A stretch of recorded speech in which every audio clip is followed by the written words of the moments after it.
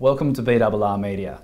Today I'm joined by Marshall McKenna, who's a partner in the litigation group with a focus on native title and resources.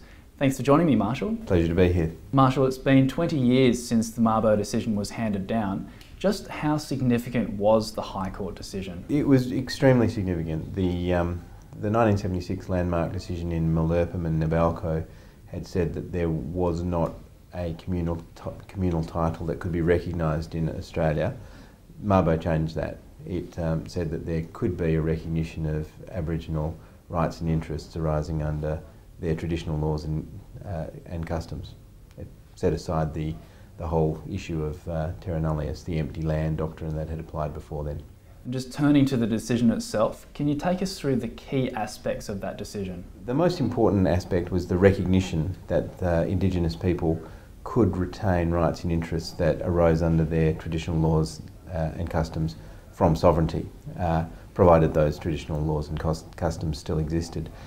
Other key aspects of the decision were that the legislature and the executive could do things and have done things which extinguish native title, granting exclusive possession leases, granting the vesting of parks and so forth. What was the reaction to the court's ruling both from the Indigenous community and the wider Australian community?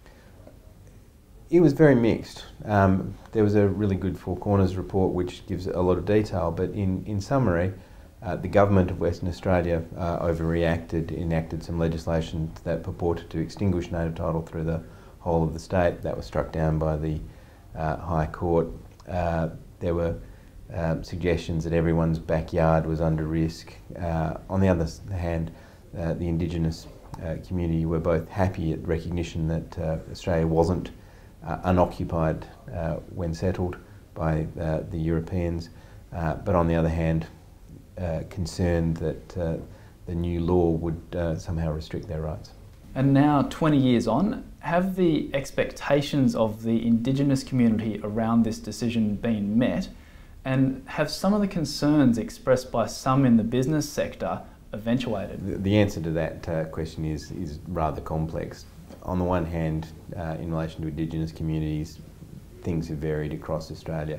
Some areas there's been recognition of exclusive native title, some non-exclusive, and in some areas there's been a recognition that native title just cannot exist given the disruption caused by European settlement.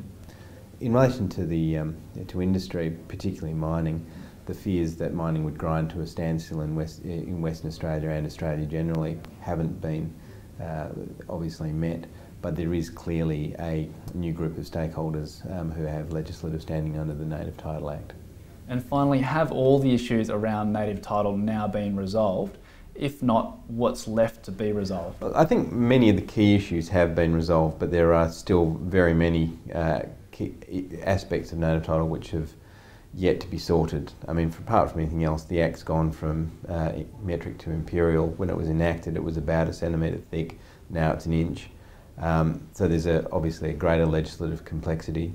I think the key question is when will the legislation allow native title groups to veto development? It can happen in very rare circumstances, but the case law is just developing in that regard. Marshall, thank you very much for your insights today. Thank you for your time.